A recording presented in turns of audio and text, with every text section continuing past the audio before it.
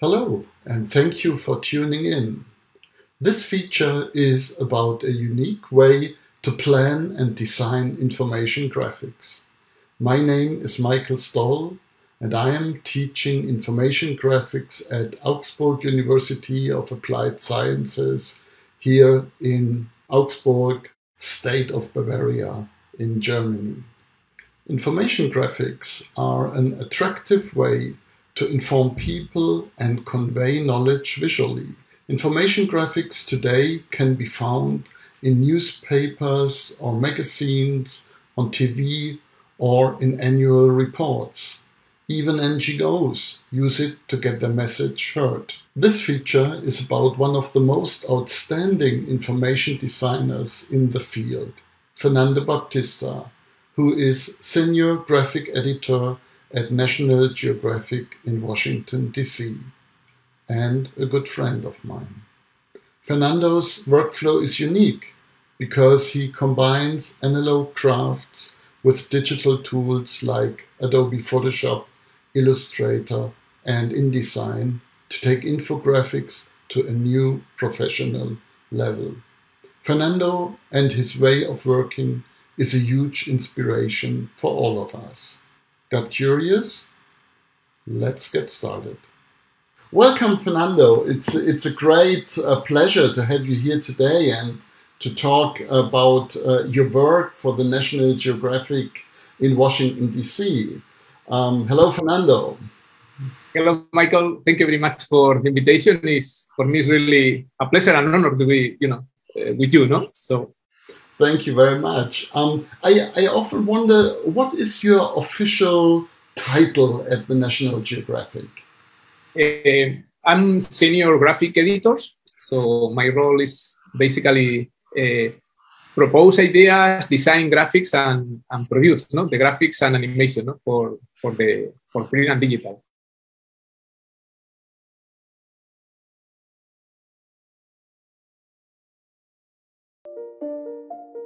We didn't want to just take a page from a history book. We wanted to show this in a new way. Yeah, so go ahead and remove and turn it 90 degrees. And so we used animation to help tell the story of how the column was built. I thought that I can build the models, and talking with Hans, he thought that he can animate. It does take a tremendous amount of time, but the reason people still do it is that it still creates a certain sense of motion that you can't get with, say, computer animation or hand-drawn animation. I know a little bit about 3D, but to have something real in your hands is something that is different. To move just a frame at a time has a unique look to it that is very special. We start with more or less a simple idea, and more elements are coming, and so it is not just one part, it's like there are a lot of pieces, no? Fernando is the art director and the set designer, the kind of all-round genius behind building all these miniature pieces. Each character I make like a sketch, and after that I sculpt with a Sculpey. I bake in the oven, and after that I paint with acrylic. And usually the color is, for me, is the part that is a little bit stressful. So sometimes you start with one kind of color and didn't work. So that one, for example, here I think that there are probably 4 or 5 layers of painting. One of our characters is holding a cell phone, and if you look carefully at it, everything down to the screen and the metal band around the outside is all there. If you look at the pulley system that the ropes connect to, those are all miniature little pulleys, and they all work in the proper way. You need to try to get is that something real, no? Something that the readers, when they watch, they feel, what is this? There are models, they maybe think, how big can be these models?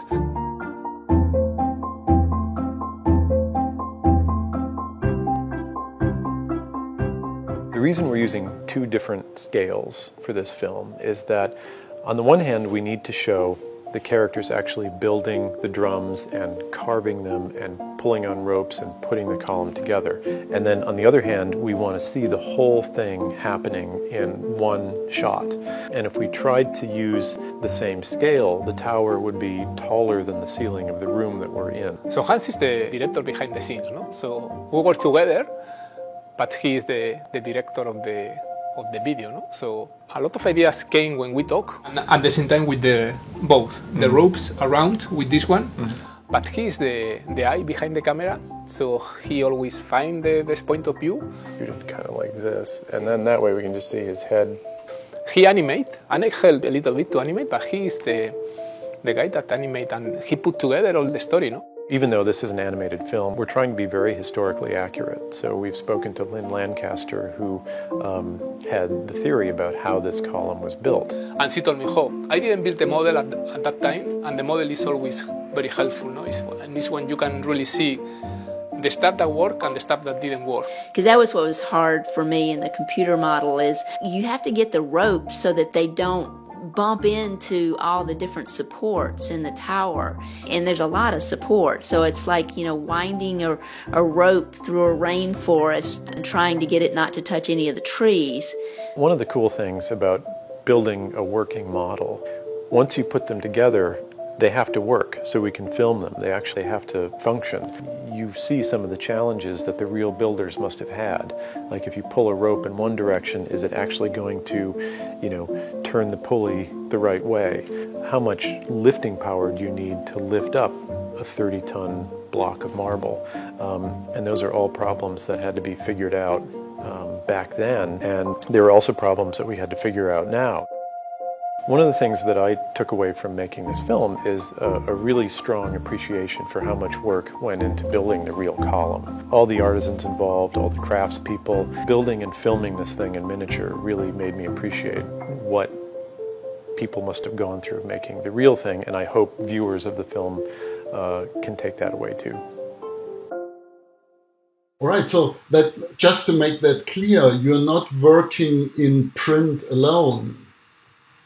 No, we finish first print because we have the partners all around the world. We need to finish like 2 months before the publication, and after that is when we work in digital. No, we focus in digital, but we are focusing both platforms. No, so.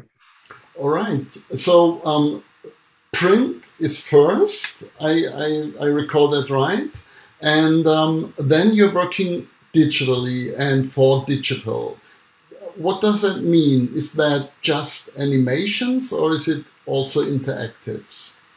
So it's a little bit both things, no? But in my case, I think I will focus more in animation because I think that maybe they're a little more special or different, no? So when we propose ideas for graphics, in the beginning we try to find out this can be a good story for animation, no? Or can be interactive, no? So in the beginning of the story, when we start to work, we know if we are going to do animation or whatever.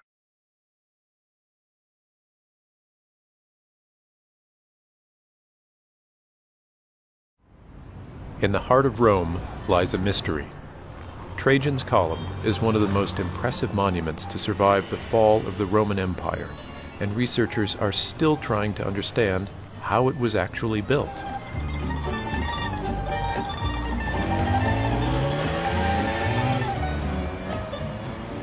If only we could go back in time, we could watch this amazing feat of engineering come together.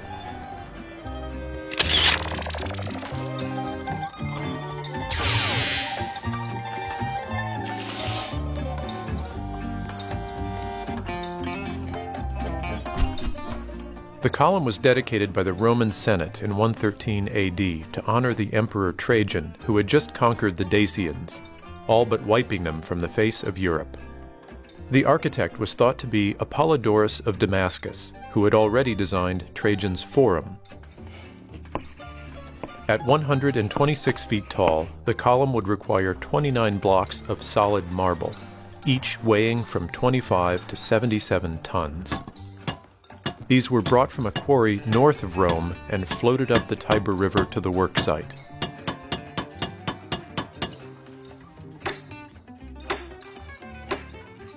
within each drum was carved windows and a staircase, allowing access to the top.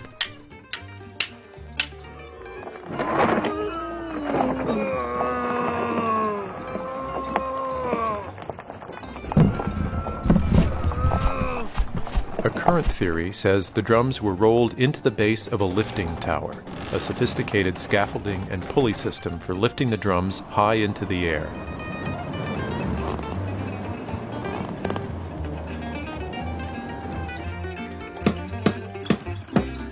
To grip the drums, slots were carved into the marble for Lewis irons, which held the marble from the inside. Then ropes were attached to each Lewis.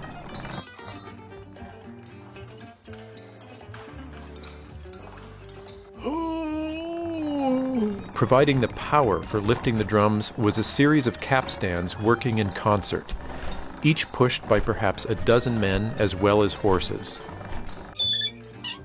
These were connected to ropes that wound through pulley blocks up and down the lifting tower.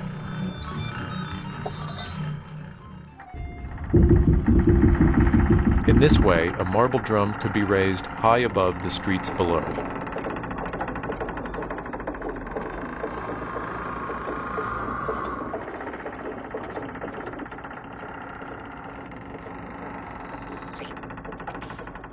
To see what's happening inside the lifting tower, let's take away one of the outer walls of this model.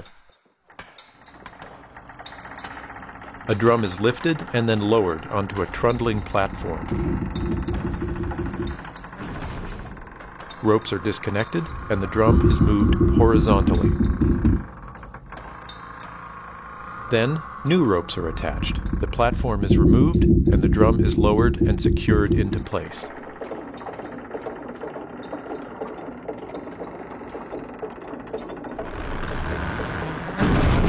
Once the drums are set, craftsmen smooth the surface and begin work on the 656-foot-long frieze, which tells the story of Emperor Trajan's war victory. The frieze spirals up the column like a giant comic strip in 155 different scenes, and was probably painted with bright colors. No evidence remains as to what the colors actually were. A bronze statue of Trajan was placed on top, but in 1588 a pope installed a statue of St. Peter instead. The statue of Trajan has been lost to history. Meanwhile, the pedestal is made out of 8 marble blocks and contains the tomb of Trajan. Trajan's column has stood for more than 1900 years and was deeply influential. Over the centuries, as the city's landmarks crumbled, the column has continued to fascinate and inspire.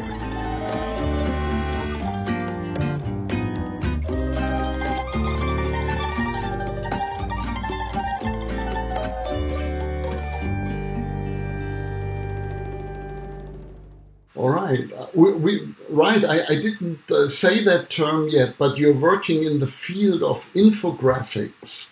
And I think the people watching this recording, we should share some thoughts on infographics. How would you define infographics? What makes it so outstanding?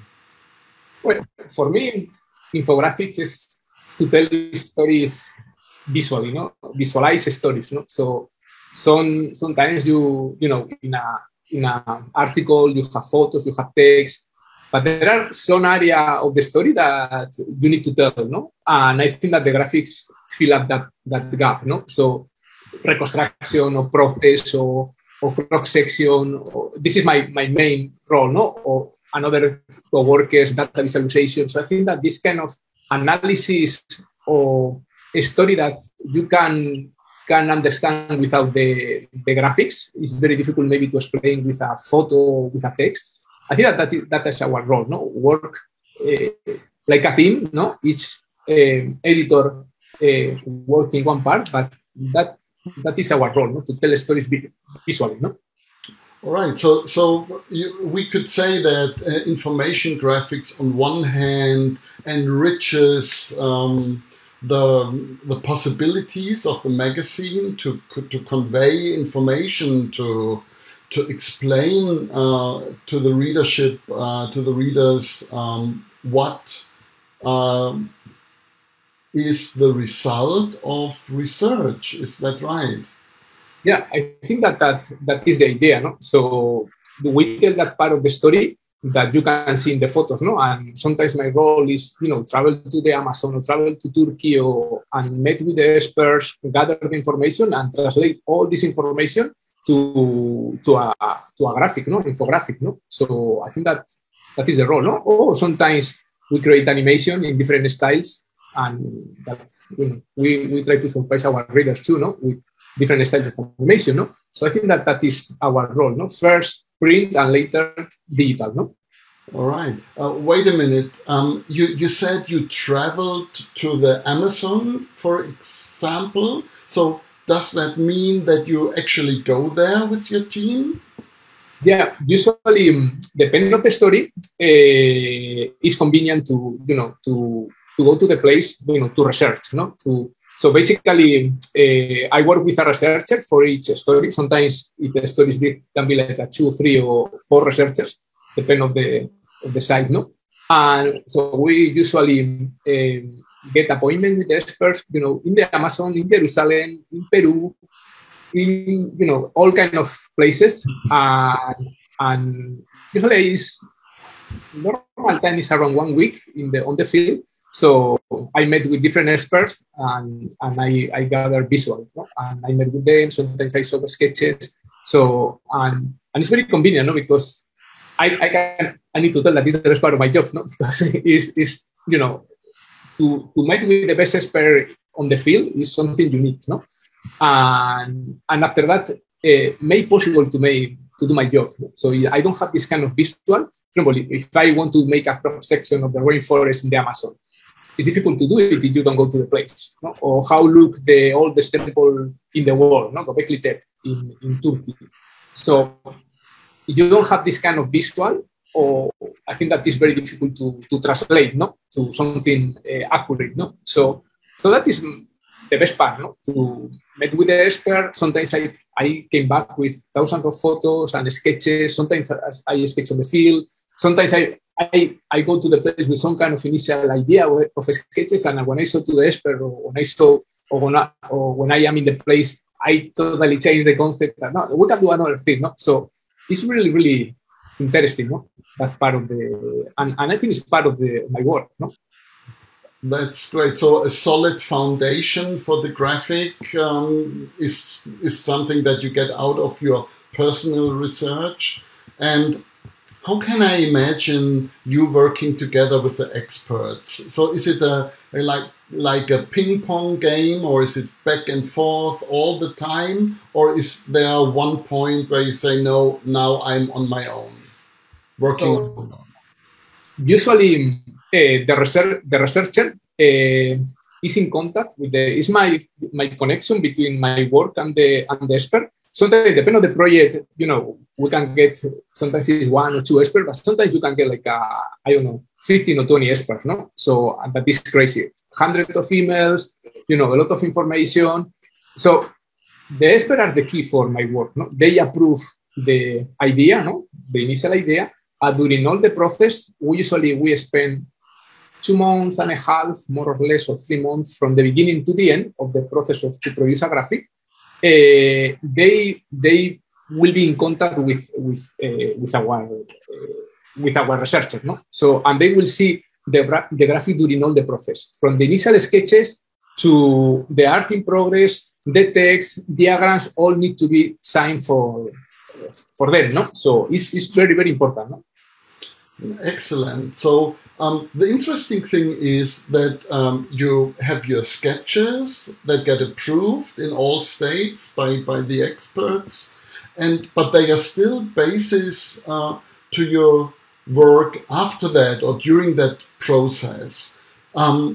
So we often see in your work a combination of digital elements like Photoshop or Illustrator, and the basis, to me, it seems to be often a hand-drawn sketch, or even a manual 3D model that you build from clay, or how do you do that?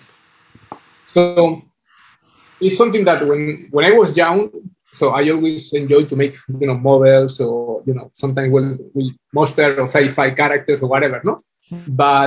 And I was drawing all the time, no? So, but the thing is, when I started to work in a newspaper, I figured out that, if I combine 3D models that I built with clay, and that I can get, the right proportion, the lighting, the texture, and from there I can draw. For me, if I combine a sculpture and 2 dimension, give me more information, more option, no? And so at the end, I think it's something that is natural, no? So always start with the sketch, 2-dimensional sketch, no? And from there I jump to the model. Sometimes the model can be pretty sketchy or rough. Sometimes are more realistic. And in the moment that you have the model, so it's when you can start to play, and you can say, well, I want this kind of point of view, or I want this perspective, if it's a architectural feature. So I think this always is very helpful, no? And now I think it's difficult to come back to just 2 dimensions, no? So I think that helped me a lot, no? The models, no? And I really enjoy to do it, no? To make it. Just to make that clear, you're modeling an analog 3D model with your bare hands. This is impressive. And I imagine... Let me show you something. Yeah. Oh. This is a actual size dodo head reconstruction. So I bought a skull.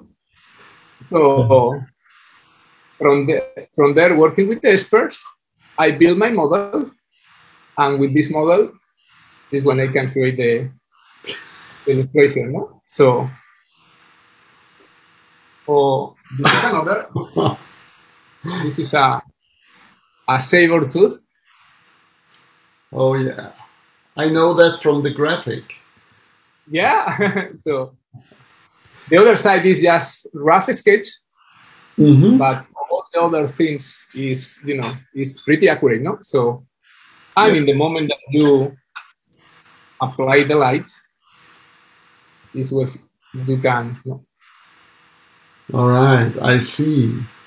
So, I mean, Fernando, this is absolutely impressive, and I see why you are doing this. But what would you tell people who say, well, I can do that in a 3D software?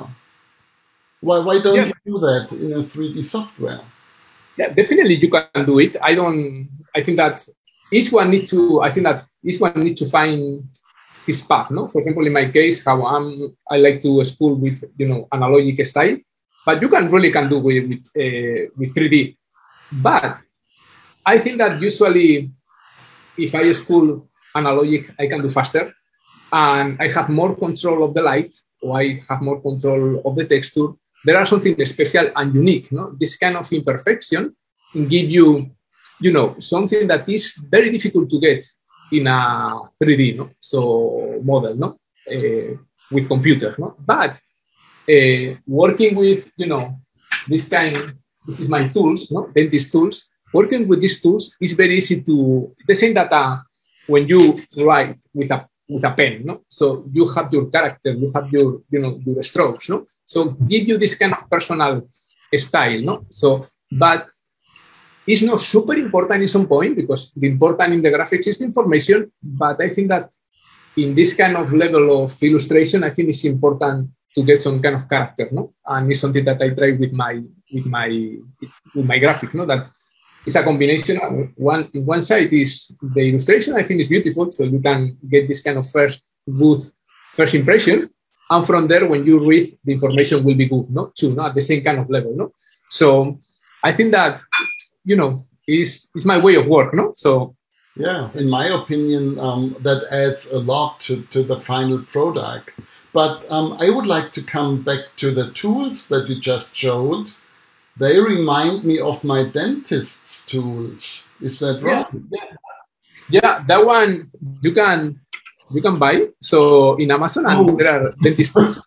So technically are very similar to the dentist tool that when you go to the dentist, no? So but with the clay, I use some kind of synthetic clay, so it's very easy to work with that, no? Sometimes I make my tools with with nails or wire or of stuff, no? Just to personalize, no? So yeah. I see. Interesting. And then when you have that model ready, I've seen videos where you were baking the models in your oven. Is that right? Yeah, I use this kind of synthetic clay, a polymer. It's very easy and smooth to work. And when I finish, usually the model have like an internal structure made with aluminum wire. So this is a little bit thicker, no? But some kind of aluminum wire. You cover with aluminum foil, and after that you cover with the polymer clay. And when you finish the sculpture, I put in the oven during 20-30 minutes. I bake, and after that you can sand, you can sculpt, you can paint. Sometimes the models I don't paint; it's just for reference, no? Like this one. Sometimes I paint and I take photos of the models and I paint on top. But usually I use more for reference, for the right proportion and perspective for the lighting, no? It's like, for example, imagine you need to draw a person, no? So you have a friend, or do you mind to pose? So you can pose, you can put the lights, and you can get information for that one. I can draw by memory, but I'm not the best one by memory. There are artists that they are super good by memory, but I think that you can create your model, like saber-tooth or the dodo, you can find the right position and you can put the light that you want, no? So it's very, very helpful, no? It's like your personal model, that, or a shark or whatever, no? That you can get that kind of visual information, no? Mm-hmm. Right, and what you told us just that you take photos of the 3D model, and do they serve then, or one of the photos, does it serve as a basis for your illustration is that Photoshop?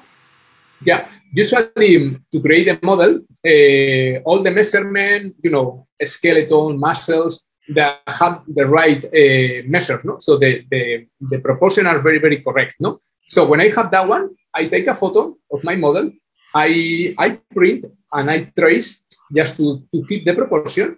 And from there is when I paint with a computer, no? So always I have one layer that is usually pencil, and other times is, a layer of pencil, a little bit of watercolor. And from there, using a Wacom, I add the color with Photoshop, no? So, and the element is, sometimes I combine the internal organs that I create with Illustrator, and, I add a volume with Photoshop. So it's a mix of different things, no? So.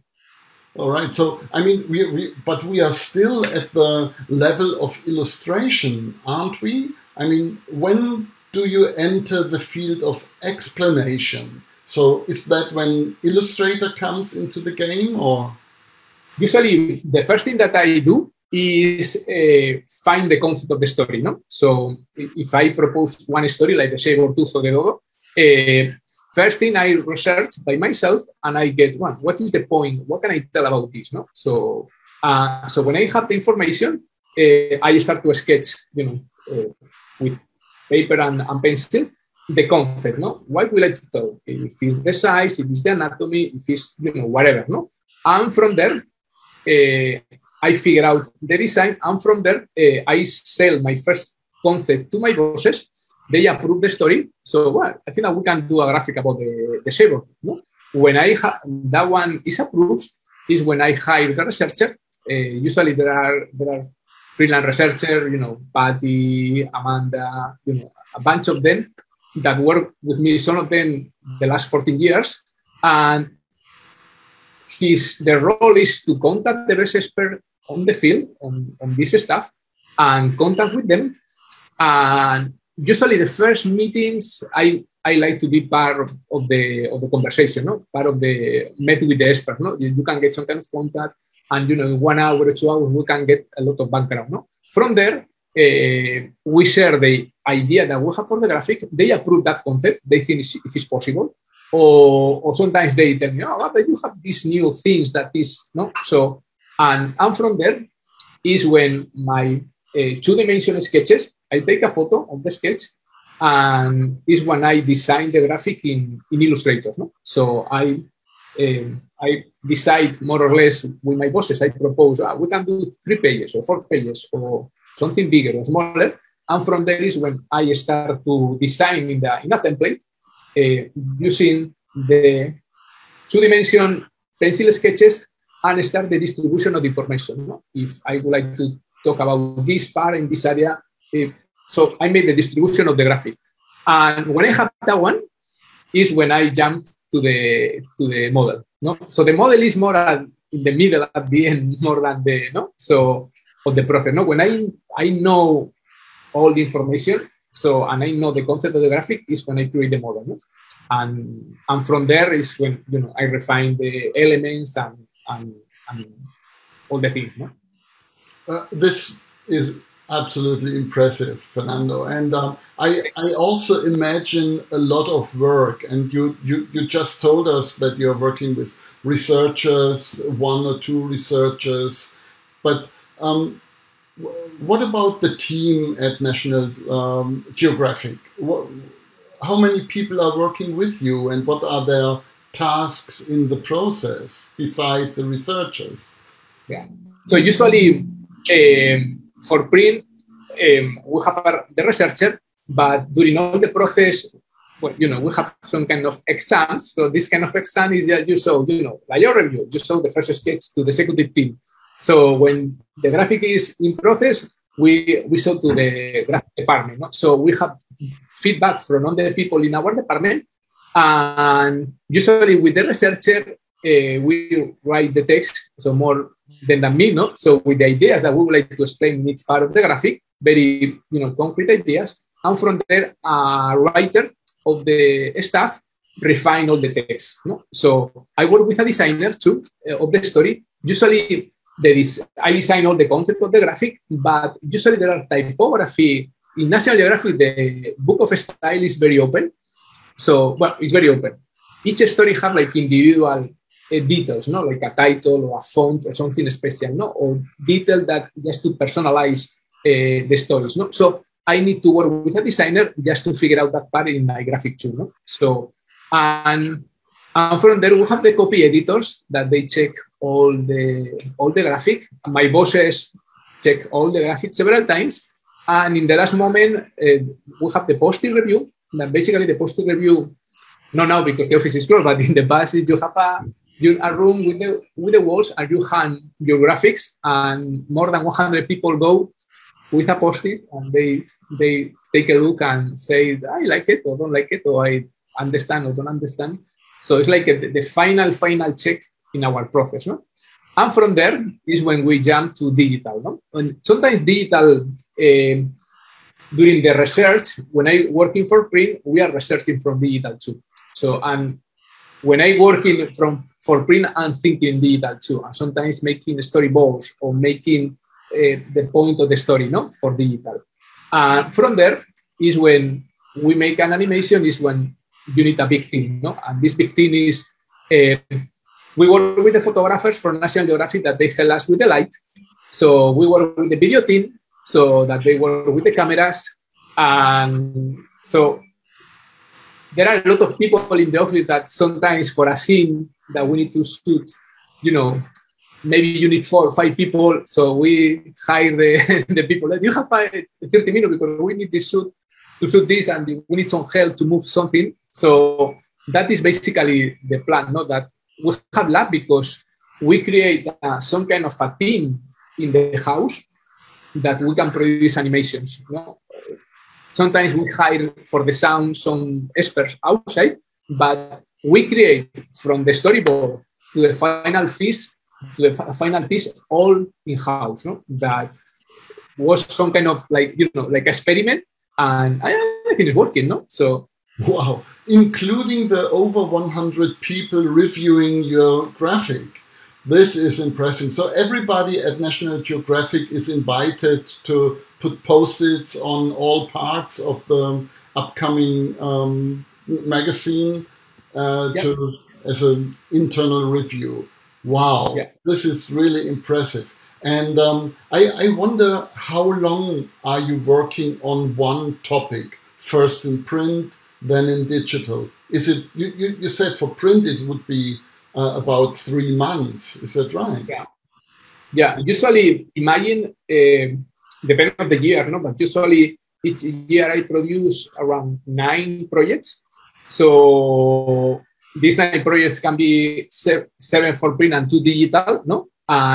But there are always, you have 12 months, 11 months, 1 month of vacation, you have 11 months to produce 9 projects. So there are always some kind of overlapping, no? So maybe you are working, with the saber tooth, and at the same time you are working with coral. And when you are working with these two, another project arrives and you are working with Kalahari. So there are, this kind of overlapping, no? So sometimes you are creating one animation, the storyboard, and at the same time you are thinking in another story, sketching for print, no? So and sometimes you are working with 2 or 3 stories at the same time.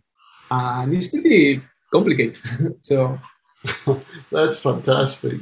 Fernando, people might think that the print version of a topic looks similar to the animated or interactive version. But I found out by looking through the National Geographic graphics that it is not the case, that you're using totally different approaches in storytelling and also in visual styles. How does that come?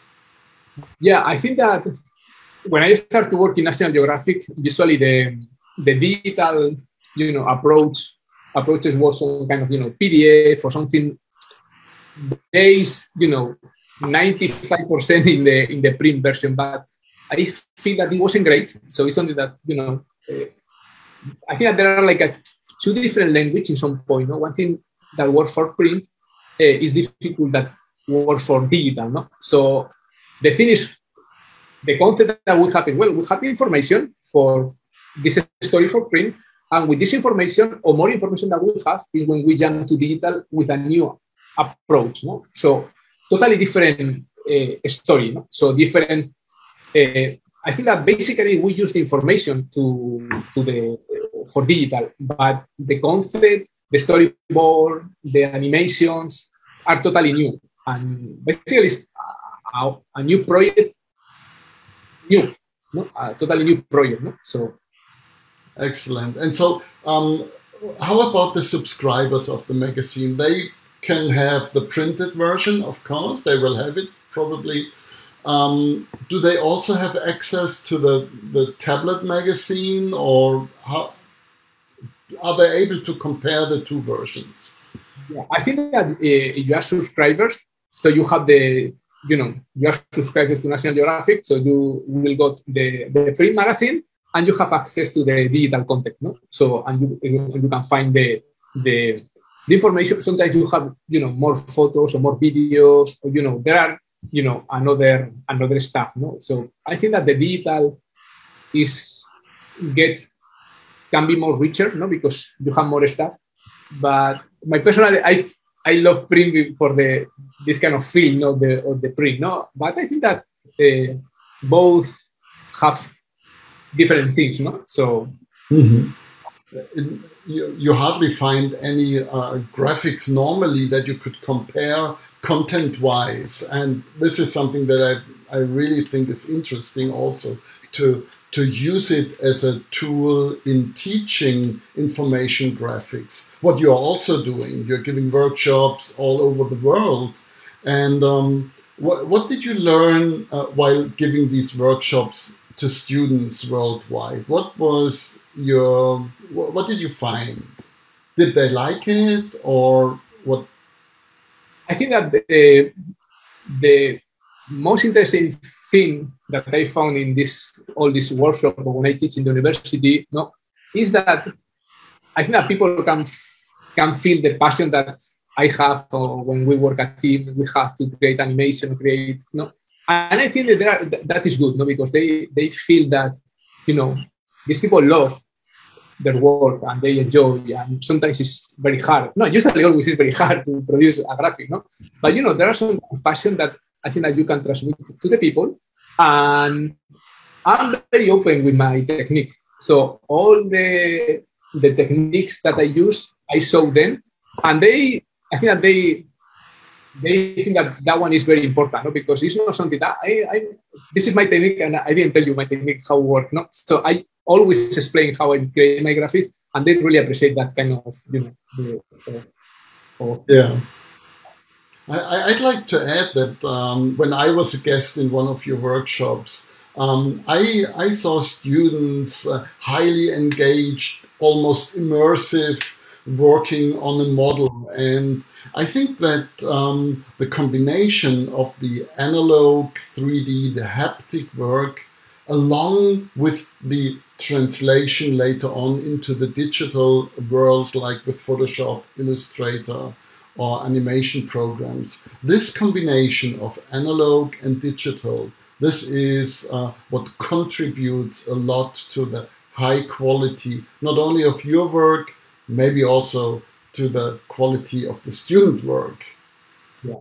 No, I think that at the end, you pick up the best part of each work, no? The analog and the digital. No? The analog is very good for some areas, and the digital is very good for another areas. No? So if you combine both, I think that, you know, you can be better. No? So you can do better job, you can make better changes, so you have more options. No? And I think that is something that I always highlight in the workshop, or I tell to the student, this is how I work, and now you need to find your way. You know what I mean? No? Your path. No? So try with these tools, you can understand how it works, and you can try your style, no? And I think that they understand that there are these two words, analog and digital, combined are a good solution, no? To get better work. No?